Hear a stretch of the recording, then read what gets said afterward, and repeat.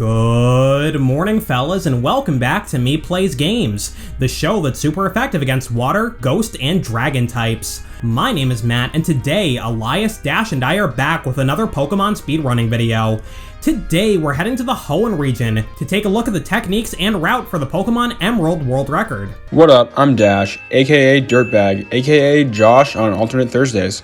The current world record in this game belongs to Shiru with a time of 2 hours, 30 minutes, and 4 seconds. Hi, I'm Elias, aka E-Man, aka, Elias. Huge shoutouts to Mitsuni, as well as several other speedrunners for putting together the guide we referred to while researching this video. Link to the document is in the description if you're interested in learning to run the game. Be sure to subscribe to Me Plays Games for more speedrunning and speedcubing content. Also check the description for the background music Matt composed for these videos, as well as our Discord server. Alright, let's get started. The settings you use for this game are basically the same as the other ones we've looked at so far. Fast text speed, battle animations off to speed up fights, and set battle mode to eliminate dialogue boxes, specifically the ones that ask you if you want to switch Pokemon after a knockout. Runners also recommend using L as a second A button to make mashing through dialogue and whatnot easier. If you watched our Pokemon Crystal video, you'll know that we picked to play as the girl Chris in that game because for whatever reason, her sprites have less lag than the boy Ethan. Well, we're choosing the girl again, so everybody say hello to May. This time we're using May, because whichever character we don't pick becomes our rival, and the male rival Brendan talks less, saving about 7.5 seconds. There's another major reason we choose May, but we'll talk about it when we get there. The first technique of the run is called Mudkip Manip. Like other Pokemon games we've looked at, you can use RNG manipulation to accomplish all sorts of stuff over the course of the game. This is a 5-part manip that gives you a male Mudkip with good IVs and a naughty nature, which raises its attack and lowers its special defense by 10% each. It'll also manipulate the Zigzagoon's AI in the first battle, so it will use Tackle instead of Growl, and ensure that you don't encounter any wild Pokemon on the way to fighting Brendan for the first time. For this and a few other manips later on, you reset the game, then time specific inputs as you start the game up again to get the random results you need. Runners use metronome-based timers like Flow Timer to nail their inputs here. Mudkip, eventually Swampert, is going to be the main Pokemon we use for most of the run, as opposed to Gens 1 and 2 where runners use Nidoking and Raikou respectively. Anyway, after you beat Brendan, head back to Littleroot Town to get Pokeballs and the Pokedex from Professor Birch, as well as running shoes from your mom. Real quick, let me say that whatever shoes you were wearing before must have been pretty uncomfortable if you were just straight up incapable of running in them. Like Pokemon Crystal, this game features approximately 6 bazillion spinners who spin in random directions, and if they see you, you have to battle them. The first one here isn't too big a deal, but later on, runners will use these 3 techniques to avoid them: Bag Manip, Run Manip, and Pause Manip. God, I hate the word Manip. For Bag Manip, all you have to do is go into your bag for a split second, and the spinners will stop moving for a bit. Run Manip is basically running to certain tiles to get the spinners to do what you want, and Pause Manip involves, pausing the game. In Petalburg City, runners will quickly enter the Pokemon Center and leave without healing. We'll see why in just a second. Hello, Scott. After beating up the Team Aqua Grunt's pet in the forest, it's straight on to Roxanne's Rock-type gym. She has 2 Geodude and a Nosepass, and we're using a Water type, so it goes about how you'd expect. Nosepass takes a while, but you're not in all that much danger if you heal up. There's a reason runners pick the Water starter in all of the first 3 generations. They match up great against a lot of the early game gym leaders and rival battles, and they learn a ton of HMs for later on. Surf is especially awesome because it's 95 power and 100 accuracy, making it an easily spammable move. It also has a short name, only 4 letters, meaning it takes less time for the text boxes to appear compared to if you were using, say, Flamethrower or Thunderbolt. After the gym, runners used to head east and do what's known as Abra Manip. This allows you to catch an Abra, which is great because it knows Teleport. That's going to save a good chunk of money on escape ropes. This is also why we went window shopping at the Pokemon Center earlier, before we realized that it was in fact not a store and left. The last Pokemon Center you visited is set as the Teleport location, and we'll be needing to get back to Petalburg shortly. There's also a manipulation called Chain Manip here, where you extend Abra Manip to catch a Tailo as well. Tailo can learn Fly, which is great because walking is lame. Says you, I sleepwalked an entire marathon last night. Good for you, I guess? Yeah, something like that. In the most recent world record though, Shiru did a new strat called Reverse Chain Manip, where you get the Tailo first, then the Abra. There's also a backup strat here called the Wingle Manip, which is only relevant if you do the Manip where you catch the Abra first. No prizes for guessing what Pokemon you get by doing it, sorry. Actually, if you guessed right, Elias will tell you a bedtime story. Nope, I'm illiterate. Bye. Whoops, see ya. After saving Pico from Team Aqua, you can teleport back to Petalburg. While runners are in town, they'll buy some X items, namely X Attack and X Speed. These items raise your stats by 1 stage each in battle, which comes in handy because they ensure you can one-shot and outspeed a ton of Pokemon later on. Next, we pay Mr. Briny a visit and have him take us to Dewford Town. When you get to his house, Brendan will show up and ask for a battle. Say no, and go inside to talk to Mr. Briny. Rumor has it that when you press no, May is telling him she has a dentist's appointment in half an hour or 2 towns over. How did my dad get my number already? I just got this thing. Also, did the entire game really need to stop just for the phone call? Whatever. When you get to Dewford Town, make a beeline for the cave and give Steven a letter.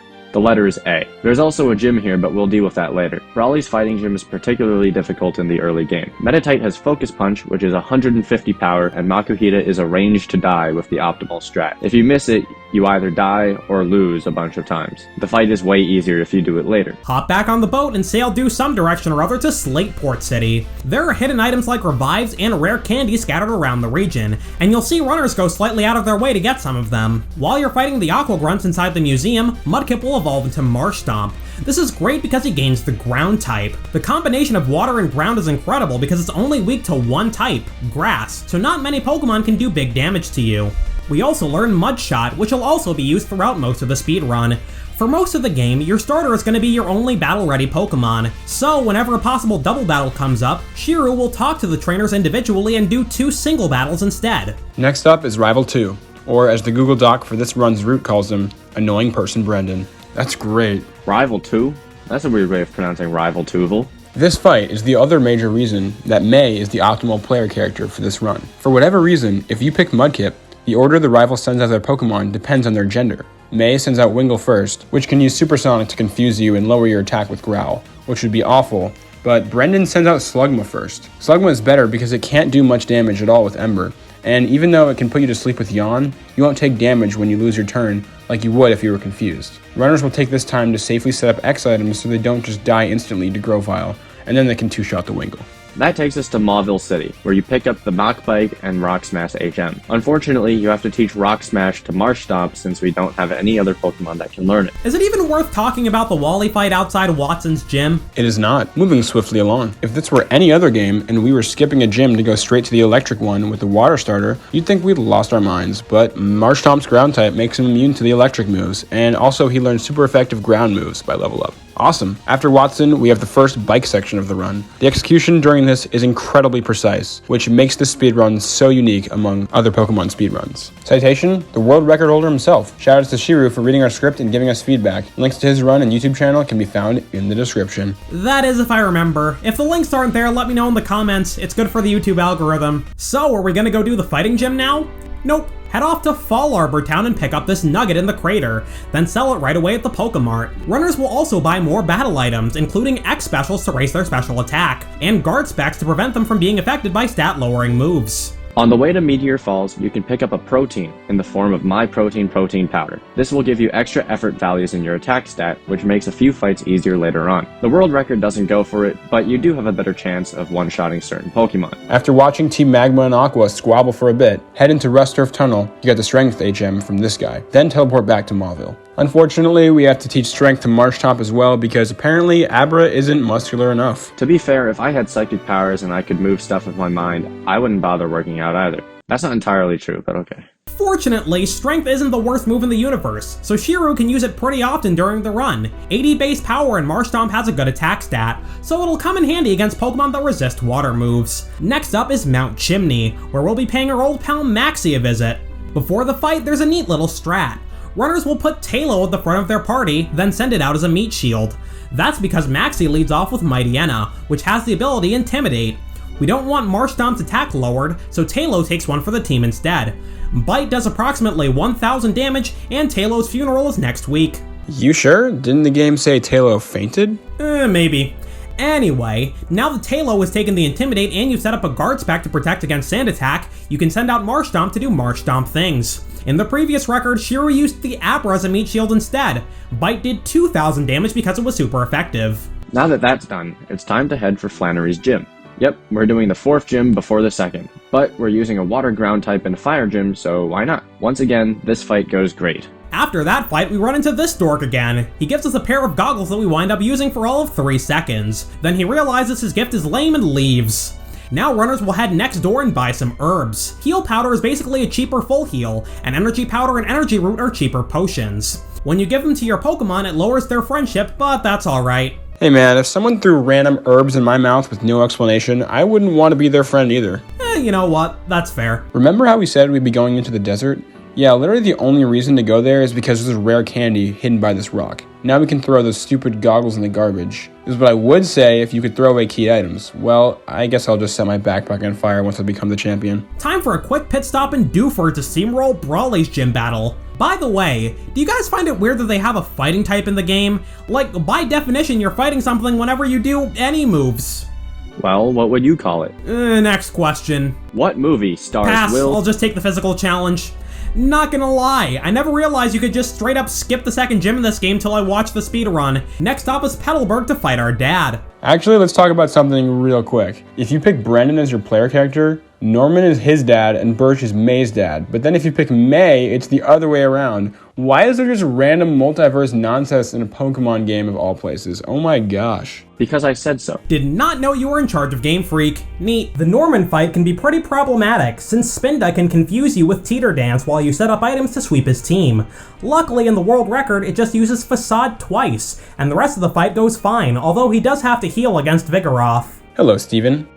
Goodbye, Steven. How did Roxanne get my number? Next up is the Weather Institute. Whenever it rains, you can blame these guys. Wait, couldn't we blame Kyogre? Isn't that like what this game's entire climax is all about? Don't worry about it. Anyway, you'll notice that runners won't heal between the normal gym and the Weather Institute, and that's partially because of torrent strats. Although it doesn't come up here in the world record, every starter Pokemon gets an ability that powers up their type's moves in a pinch. Grass type starters get Overgrow for the grass moves, fire starters get Blaze, and water starters get Torrent. A few bug types also get Swarm, but that's not important. By staying under a third of your max health, Marshtomp's water moves will be 50% stronger, which comes in handy here because that effectively bumps Surf's power up to over 200, since it also gets a 50% boost from the same type attack bonus. Torrent strats don't actually come into play here, because Shiro finished the Norman fight at pretty high health, so Torrent didn't actually activate until Shelly's Mightyena, the last Pokemon you fight before healing downstairs. Torrent strats are kind of like Red Bar in Gen 1, except being at low health makes you stronger instead of making the game run faster. Check out our Gen 1 videos to learn more about Red Bar.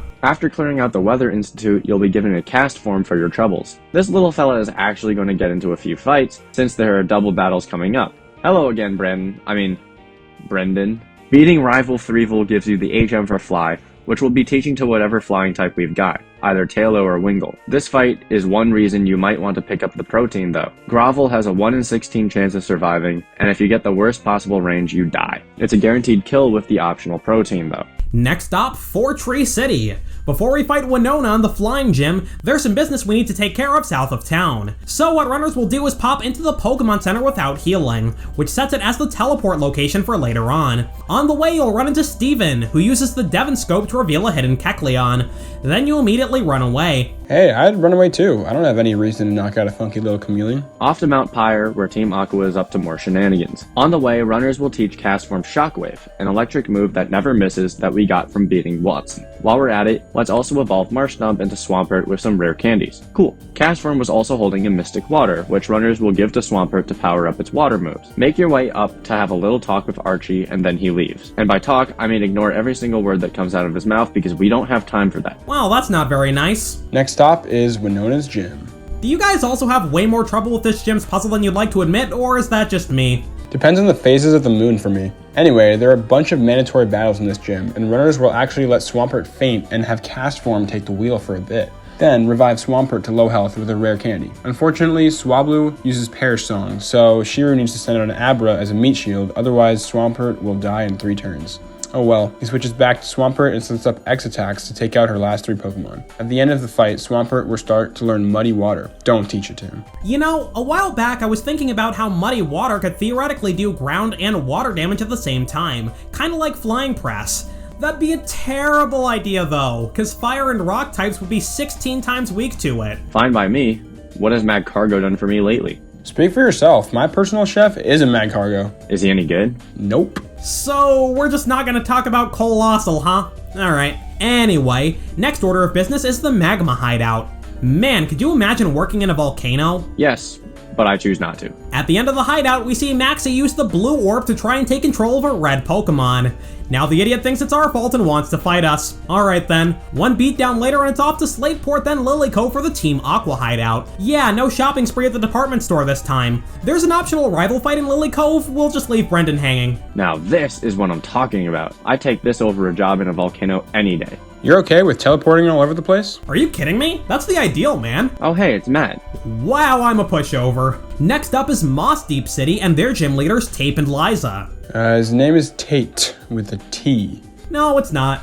This fight is a double battle, and obviously we want our strongest Pokemon Swampert in the fight. The first couple of turns are basically just cycling through our weaker Pokemon in the other slot while we set up X specials on Swampert. Once that's done, the fight is basically free. Most of their Psychic type team has a secondary Ground or Rock type, making it easy to take them down with Surf. Once the fight is over, you register them in the Pokenav. Wait, there are two people sharing one number? Wait, you're saying that if you had a twin, you wouldn't use the same phone number as them?